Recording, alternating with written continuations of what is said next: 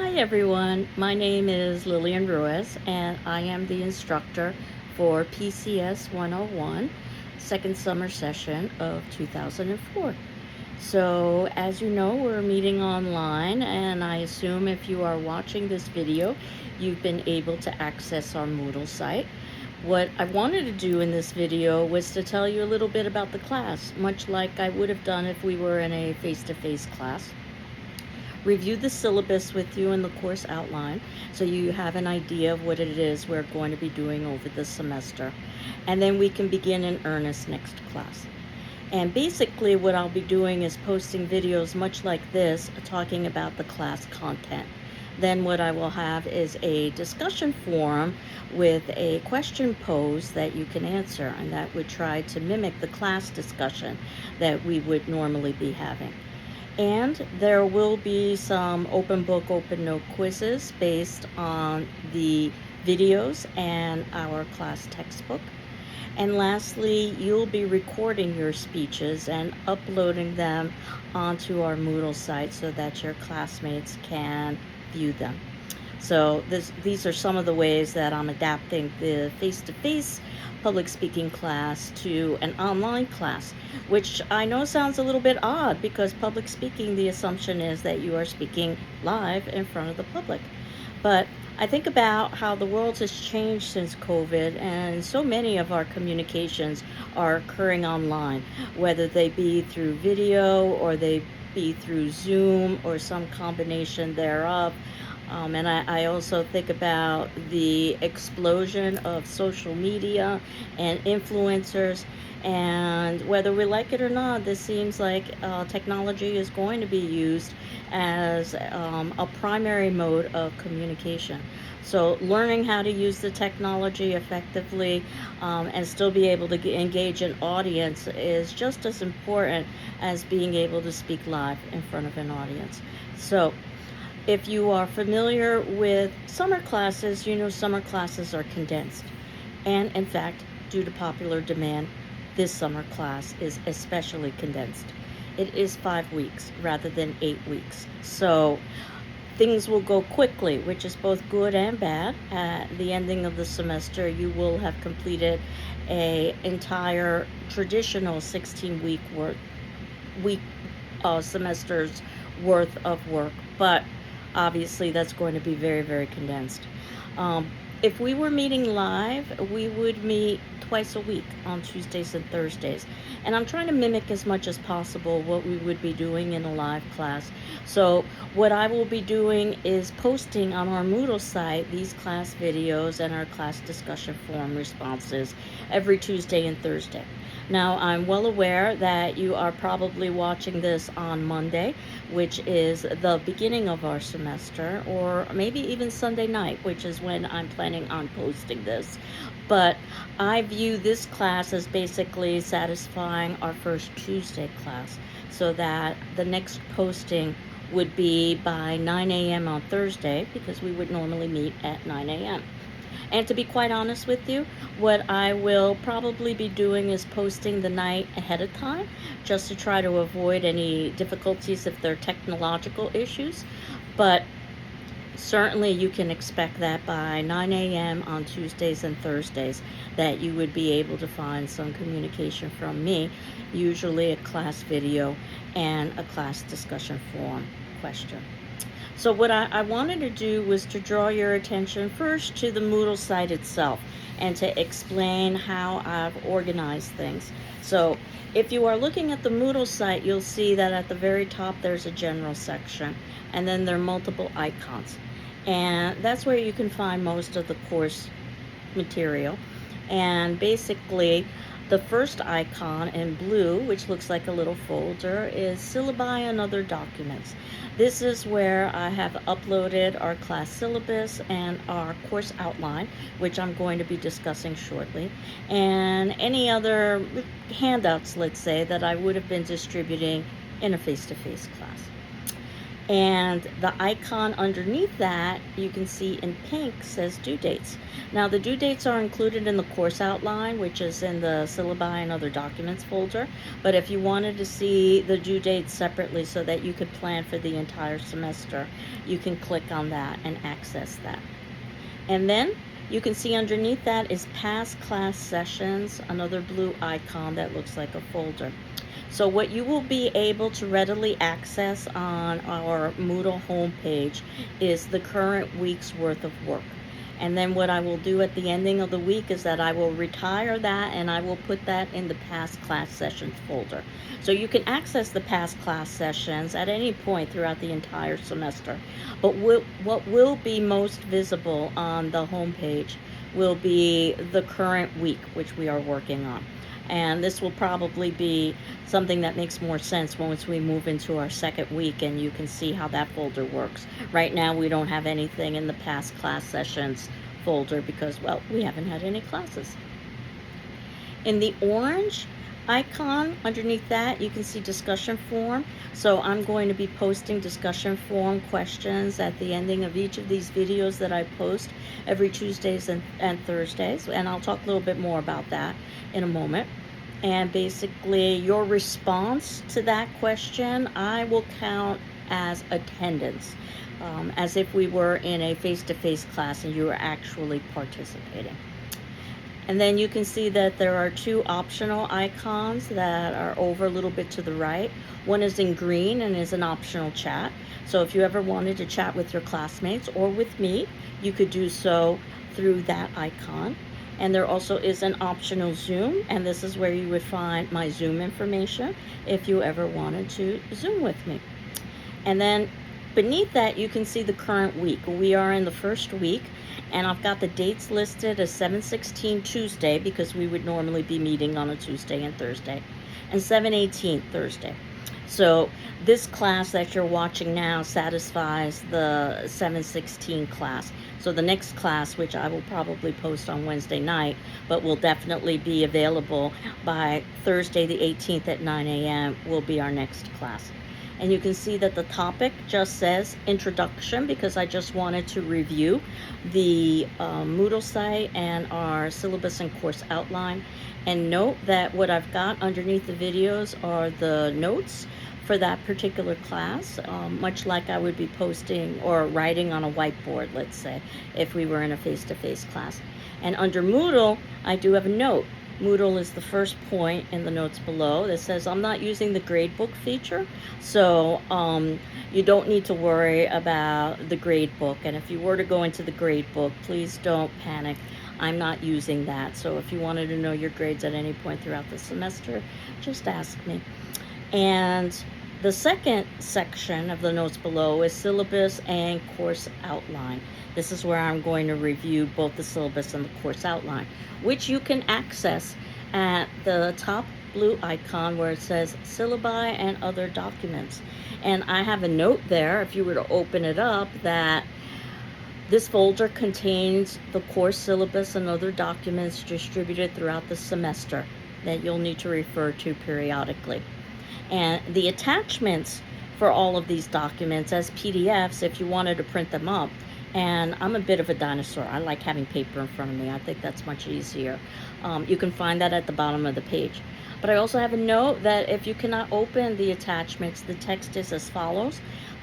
Nothing I think is more frustrating than trying to open an attachment and being unable to do so. So while if you scroll down to the bottom, you'll be able to find the attachments for all of the work that I'll be posting throughout the semester, you can also access it in the actual page itself if you so wanted to.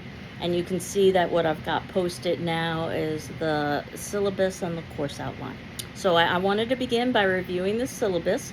You can see obviously some general pieces of contact information, such as my name, Lillian Ruiz. Most people call me Lillian. I'm pretty informal. Feel free to call me whatever you feel comfortable with. My email address is my surname, Ruiz, R-U-I-Z, at gcc.mass.edu. You might note that my email is a little bit different than most other emails because most other emails have a first initial attached to the surname. And the reason why I don't is because of the length of time that I've been at GCC. It's hard to believe, but I will be beginning my 31st year. And when I started at GCC, we had not been issued email addresses yet. These were the days of infancy of the internet. And when we were first issued these email addresses, no one had the foresight to think that it would be so much less complex if we used the surname with the first initial. There would be much less duplication. And we realized that pretty shortly, but if you ever see someone on campus that has an email address with just their surname, that's probably the explanation. So, my phone number is there. Now, I don't intend to be on campus very frequently over the summer, but I am checking my phone messages. 775-1236. You can always leave a phone message. My office, again, I don't intend to be on campus very frequently, is in North 328A. That's in the Inclusion and Diversity Center. If you haven't had a chance to visit that, it'll be opening up again in September. And it's basically a place where everybody who supports the ideals of inclusion and diversity is welcome. There's a little kitchenette. There is a computer station there, and there is a common room with some comfortable seating and some board games and a table. Again, and usually there's snacks in the kitchen during the academic year. My office is housed there as well, if anybody ever wanted to talk about inclusion or diversity. Office hours, because this is a summer session, are by appointment, and that can be either via Zoom or chat room or phone. I want to try to make myself available in a lot of different modalities. The text, and there is a textbook for this class, is entitled The Principles of Public Speaking. Now, I believe the bookstore has the 18th edition. That's my understanding. If it turns out that they don't, please let me know. That is by German. However, you can use any edition of this book, whether it be older or newer. So I understand that sometimes you can access the text through Amazon or through used bookstores. Obviously, the page numbers will be different, but the content is pretty much the same, so that you could, if you so wanted to, use a different edition of the text. And I'll be talking about the major points in the text as well in these class videos. So that said, I understand that this is a very condensed class, and I certainly don't expect you to have the text now. I'm hopeful that you might be able to have the text by Thursday's class, but if that's not possible, please don't panic. I understand people are still adding, dropping, getting texts, and so forth. So I have developed Thursday's lesson based on that in mind. And also note that there is a copy of the text on reserve in the GCC library as well. So that said, there's a note that I put on all my syllabi. I mostly teach English classes, actually, so some of you might know me through the English department. But I also teach communications classes, and that includes public speaking and personal communication skills. I also teach media classes, which includes a class in horror film that you might have heard of, since I am a horror film aficionado. So I have lots of different tastes in a lot of different areas. But on all of my syllabi, it says that it's assumed students will have a good dictionary at the source for reference, which might be a little bit less important in this particular class, because as we will discuss, while there are many similarities with writing, for instance, if you're going to communicate with an audience and deliver a speech, you want to have an intro, a body, and a conclusion, which is pretty typical in an academic essay. But you also want to have a level of spontaneity. So while writing affords you the opportunity of multiple drafts and multiple revisions, you don't have that opportunity in the moment. The good news is that you can practice before the moment occurs so that you can be familiar with the material, but you certainly aren't going to have the level of precision that you would with writing, as we will be discussing. So course description, this is from the catalog, that this class examines the principles of public speaking as communication, stressing the role of the speaker in the communication process. The course emphasizes the proper preparation, it's all in the preparation, and delivery of speeches. Each student delivers a minimum of 5 speeches and participates in small group activities. There is a prerequisite, which is what we call English Composition 1 at GCC. It would probably be English 101 for you, or the equivalent at another institution. If you think you have not satisfied that requirement, come talk to me, and then we can ultimately decide what's the best course of action. So student learning outcomes. At the ending of this class, you should be able to improve your oral communication skills, because we all have oral communication skills. We wouldn't have gotten this far into a college classroom if we didn't. To develop skills and self-confidence in acquiring and presenting information.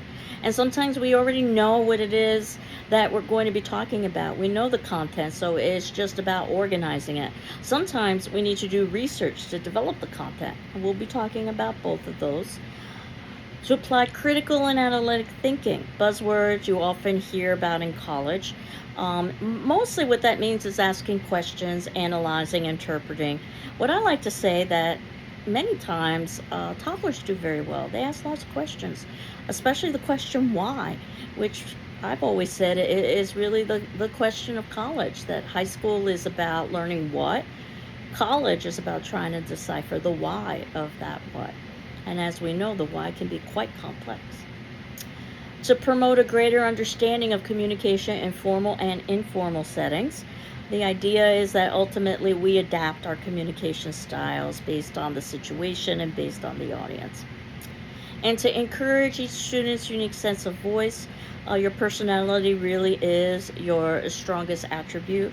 I know students don't believe me when I say that at the beginning of the semester, but trust me, it is. What a viewer or an audience wants is a feeling of a sense of connection, a sense of let's say of rapport. So oftentimes an audience can sense when you're trying to put on airs or when you are hiding behind a mask. So I suggest that just being as natural as possible, and of course a situation that doesn't necessarily encourage naturalness. And I can tell you that I did not teach online classes until the pandemic. Because I was required to, obviously, because of the pandemic. And it was quite the adjustment learning how to speak to a camera rather than speaking to an audience. It's much easier now. Obviously, practice makes things easier.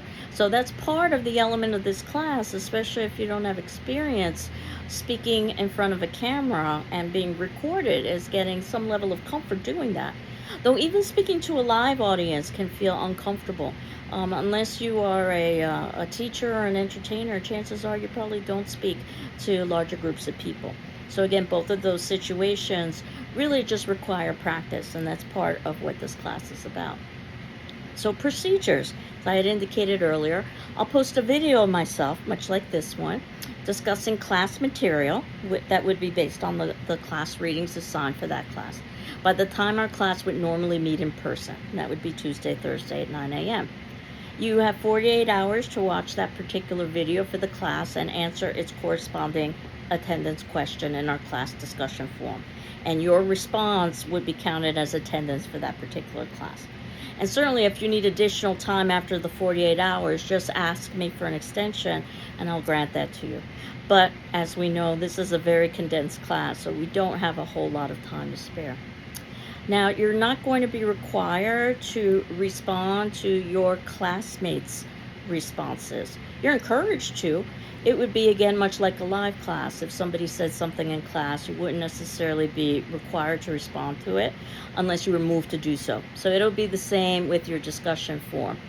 I know some students learn best by interacting and participating. Others learn best by listening. So you can decide for yourself which is to your benefit, or a combination of the two. What you do need to do, however, is to read all of your classmates' responses in the discussion forum. That'll give you an idea of what would have been discussed in a class discussion. And I am going to respond to each of your responses. So you should read all of those as well. And again, that'll try to mimic the conversation that we would have had in class. There will be some written quizzes actually over the course of the semester based on the videos and the textbook reading. I'll talk a little bit more about the quizzes as the semester progresses, but they are open book, open notes. They are announced in advance. They are 20-question quizzes. And out of the 4 quizzes, I drop the lowest grade. So if you do poorly or you miss a quiz or elect not to take one of the quizzes, that would be the grade that would be dropped. And I just ask that you submit in your quizzes to my email address. My grading program works best that way, which is, again, Ruiz, just my surname, RUIZ, at gcc.mass.edu. Via PDF, please. Again, that's how my grading program works, and I'll get those graded quizzes back to you to your email. So we'll be having some class discussion and group work through these online discussion forums, mini lectures through these videos, and as I said, you will be presenting speeches that are pre-recorded and that you will post on Moodle so that I and your classmates can view those speeches. So, but before I get into some of the details about those speeches, I wanted to talk about the course requirements section on the syllabus. That, of course, you're expected to do all of the reading and writing assignments by the due date. We will have 3 graded speeches. So failure to deliver a speech on the date assigned will result in failure for the assignment unless a student has unforeseeable emergency and justifiable reasons based on the evaluation of the instructor. Because basically you've made a commitment with your audience to have your speech available for viewing at that particular point in time. As I said, there'll be periodic quizzes. I will drop the lowest grade. Generally speaking, no makeup quizzes because I am dropping 1 out of the 4 quizzes. And if you are a returning student at GCC, you're probably familiar with our Institutional Services Disability Statement. But just to review, that Greenfield Community College values inclusion and equal access to its programs and activities. It's committed to fostering an environment of respect and full participation. Our goal is to create learning environments that are equitable, inclusive, and welcoming. So if there are aspects of the instruction or design of this course that result in barriers to your inclusion or accurate assessment or achievement, please notify me as soon as possible. And if you're a student with a disability and you need a reasonable academic accommodation, please contact the Office of Disability Services as soon as possible. And their contact information is listed there, as well as their website. So, in terms of the curriculum, under the section entitled Speeches on our syllabus, in this course we will examine the following principles of speech delivery. Number 1, discovering and limiting the topic. In other words, what do I talk about and how do I talk about it within the time frame I've been given? Adapting to the audience. Who is my audience and how can I make my speech most appropriate for those listeners? Gathering information. Again, sometimes you already know the content, so you don't need to gather. But if you do need to gather, how do you effectively gather information? Organizing and outlining. Perhaps one of the most important elements of delivering a speech, again, in the preparation. Developing an acceptable style, suiting purpose and occasion. So what's appropriate based on the audience and the expectations of the situation and the time. Practicing and presenting the speech, and you will have the opportunity to practice if you so wanted to. Coping with communication apprehension. It's the reality that most people are going to feel nervous, which is not necessarily a bad thing. It means you're invested in the activity. You just want to make sure that you are controlling your nervousness so that it doesn't interfere with your ability to communicate. And active listening. Responding to the speeches of others. And people usually focus on the fact that they have to give a speech, but you also will get to listen to lots of other speeches, the speeches of your classmates. And through that, you also learn. So after delivering your own speeches and listening to the speeches of your classmates, you'll have a lot of experience with speaking in front of audiences. So as I said, you'll have 3 graded speeches. The first one will be autobiographical. It will be 5 minutes, and I will ask you to tell the audience a little bit about yourself. And I'll talk about all of these elements in greater depth as the semester progresses. I just wanted to give you an overview. The second speech will be informative. It'll be twice as long, 10 minutes, and where you get to teach us something, to inform us about something. And the third speech will be persuasive. That'll be 15 minutes long, where you try to convince us of something. So you can see that basically we are progressing through steps as the semester progresses itself. So we begin with the autobiographical, in part because we already know that information very well. It's about our lives. We just have to decide what it is that we're comfortable discussing. And we get to know a little bit more about our classmates. The second is the informative. This is a very common speech. It's what basically I'm doing right now, to teach somebody something. And the persuasive speech. So how do you address controversial topics and do it in a way that is not going to be offensive? And a persuasive speech doesn't necessarily have to be controversial. Think about all of the speeches about improving diet or increasing exercise. That's probably not controversial, but it is difficult to implement. So we'll talk a little bit more about that as well. You will select your topics with my assistance. I do want to approve the topic beforehand. There will be outlines that will be required for all of these 3 speeches, and we'll talk a little bit about how to put together a speaking outline, which is a little bit different than putting together an outline for a paper. For a paper, you want to be as detailed as possible. With a speaking outline, you want the opposite, just keywords and phrases. And I will evaluate the outlines informally. In the real world, your audience wouldn't even see your outline. That would be for your use only. But again, this is a workshop sort of situation, so I wanted to look at the outlines and very informally either identify them as excellent, which would be a plus, or good, which would be a check plus, or satisfactory, which would be a check, or even less than satisfactory, which is a check minus, or unsatisfactory, which is a minus. And just give you some suggestions as the semester progresses on ways that you could improve your outline. But again, the outline is much like note-taking. It's very personal. As long as it's effective for you, then you know you've got something that's successful. And as I had indicated, you have the opportunity to submit ungraded draft outlines or speeches for feedback. So attendance, as I said, I'm going to be evaluating that through the attendance form questions that you will be responding to at the ending of each class. So basically, attendance is extremely important, cannot be made up. You have to watch these videos. You'll miss way too much if you don't. So absences and tardiness will be negatively reflected in your participation grade. So there is a participation grade. Excessive absences could even result in failure. Consultations, as I said, you can meet with me by appointment. And there's a section here on conduct and demeanor. I doubt it'll be of any relevance. It never has been in any of my other classes, but I thought it was worth stating that each speech is the equivalent of an exam. Both the presenter and the audience should treat it with the appropriate respect. Inappropriate disruptions and responses will be negatively reflected in your final grade. So I'm going to skip the section on plagiarism and talk about that a little bit next class, and instead discuss grading. So 10% is what I call participation, answering those discussion forum questions, watching class videos, things of that nature. 10% are those outlines that you'll be doing for each of the 3 graded speeches that I'm evaluating informally on a checkmark system.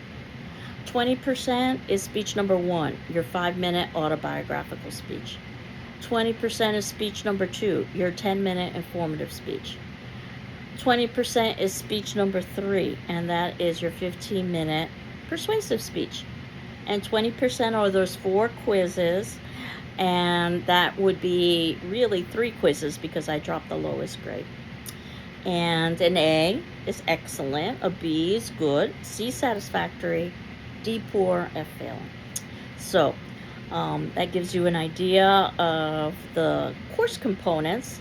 I wanted to talk a little bit about the outline for the class, which is in a separate document, but you can also scroll below in the syllabus and other documents folder and find that, where I've got a couple of notes. Dates and assignments might be subject to change. Reading should be completed before the dates indicated. So hopefully what you've done is you've done the class reading before you watch my video, because I think things will make a lot more sense. But again, I understand the first week is a week of transition, so you may or may not be able to do the class readings before our next class video. Please don't panic, because I have basically prepared a class with that in mind for Thursday. You can see that today, and let's say it's Tuesday the 16th, because this is when we would be meeting in person. It's just the introduction, where I review the syllabus and the course outline. The 18th on Thursday, and by 9 a.m. you'll have your next video. But again, I'm hoping to be able to post that on Wednesday night. What I'm going to be doing is talking about the first 3 chapters in the textbook. So if it turns out that if you can't read those chapters ahead of time, certainly read those chapters after the fact. The first chapter is about speech in higher education. Talks a little bit about why public speaking is important to study from an academic perspective. Chapter 2 is getting started, aptly named because that's what you will be doing, getting started with your speeches. And chapter 3, critical listening, and that listening to the speeches of others is just as important as being able to give your own speeches. So week 2, and you can see that I've tried to put most of the textbook information towards the beginning of the class so that you can utilize that content when you're actually pulling together your speeches. So week 2 on the 23rd, which is Tuesday, we will be talking about chapter 7, how to organize and outline your speech. We'll also be talking about chapter 8, how to begin and end your speech. And we'll be talking about chapter 9, wording your speech. And lastly, chapter 10, delivering your speech. So you can see that on the 25th, on Thursday is when we're going to have our first quiz. I'm going to talk a little bit about public speaking and cultural challenges. I'm going to talk a little bit about understanding your audience. And the first quiz will be on the first 3 chapters as well as chapter 7 and 8. Again, the content of which I will review in these class videos. Open book, open note. So just reviewing some of the important points in the quizzes that should help you with putting together your speech. And your first speech, if all goes well, will be uploaded on the 30th of July. So basically next class, I'll start talking specifically about the assignment for all 3 speeches, especially for the first, the autobiographical 5-minute, because that's the first that's due. And then on August 1st, I will talk about chapter 6, finding and using supporting material, which is something that you don't need to do for the first speech, but you might elect to do for the second speech. And actually you'll be required to do for the third speech. We'll also talk about using visual aids, and that's chapter 11, at least in the edition of the textbook that I'm using. And you're not required to use visual aids for the first speech, but you will be for the second, and we'll talk a little bit about how to go about doing that. And we'll also talk about chapter 12, speeches to inform, because your second speech is an informative speech. This is where you get also your second quiz, chapters 9 through 10, chapters 4 through 5. And this is where you get to watch the speeches of your classmates and review them and send me feedback for each of those speeches. So again, if we were in a live class, you would be listening to the speeches on the day they're due, on the 30th. Instead, what you're going to be doing on the 30th is posting your own speech and then listening to all of the speeches on the 1st of August and responding to them, and briefly sending me feedback. And I'll talk a little bit about how to go about doing that. So it's, again, important to post your speech on time so that everybody has the opportunity to watch your speech and to send me feedback. Week 4, so on the 6th of August is when your second speech should be uploaded, speech number 2, informative. What I'm going to be doing is just adding icons to the top section of our Moodle site for the speeches. So when speech number 1 gets a little bit closer to its due date, I'll add an icon where you can upload speech 1. Most students, what they end up doing is what I do actually for taping these class videos is that I post it onto YouTube, but I will be providing you with instructions on how to go about doing that.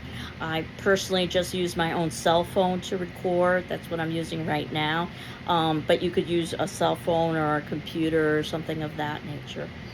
So At any rate, moving forward, after speech number 2, the informative, is posted on the 6th. On the 8th, I will talk about persuasive speeches, because you will be getting ready for your persuasive speech. And also argumentation and critical thinking, which is also very useful whenever you're putting together an argument or trying to persuade an audience to support a position or to take an action. This is where you will have your third quiz, chapters 11 through 12, and you will also be watching the speeches of your classmates. In this instance, speech number 2, the informative speech, sending me feedback.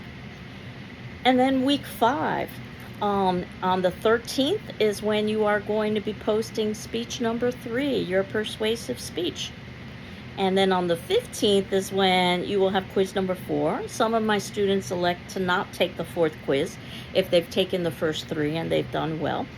And that'll be the time that you will watch all of the speeches of your classmates and send me feedback. And that basically is the class. As you can see, it's highly condensed, though I have taught this class in the intersession, which is the period of time between the fall and the spring semester, so it can be even more condensed, believe it or not. So, speech rating, you'll see underneath that. So this is the template I'm going to be using, at least for the first speech, to review things like how well you've put together an introduction, a body, a conclusion. We'll talk a little bit more about this checklist, this template. It also talks about not just content, but it also talks about delivery, eye contact, body movement, vocal quality, articulation, and enthusiasm. So I filled that out for the first speech with some feedback and a grade. I don't even bother using this for the second or the third speech. I just take notes of strengths and weaknesses, and then I just send them to you privately, of course. So, and this basically is the quickie overview. Oh, hopefully it wasn't too long-winded, of what the class is about. So certainly, if you've got any questions, please reach out to me, and I'll be happy to answer them for you. And note that, again, I did this very quickly. I'll be reviewing all of these pieces much more in depth as the semester progresses. So the only thing that's left at this particular point is our class attendance question. So if we were taking this class in a face-to-face situation, what we would be doing next are class introductions. So I'm asking you in the discussion form, and you can see that the discussion form question is posted at the bottom of the notes. So you can just click on that, highlighted discussion form title, or you can just go directly to the discussion form, and what you will see at the very top is that particular class's discussion form. This will be due 48 hours from, let's say, Tuesday, since this is when we were supposed to be meeting. So that'll be due on Thursday the 18th. So please introduce yourself to the class. Feel free to include things like pictures or video or audio, but not required, just to give the class a little bit of a sense of who you are. And as I said, I will be responding to all of your responses, and then we can move forward with our next class, which is beginning to talk about, well, some of the ways that public speaking is important and some of the ways that you can prepare for delivering a speech, whether it be in person or it be online.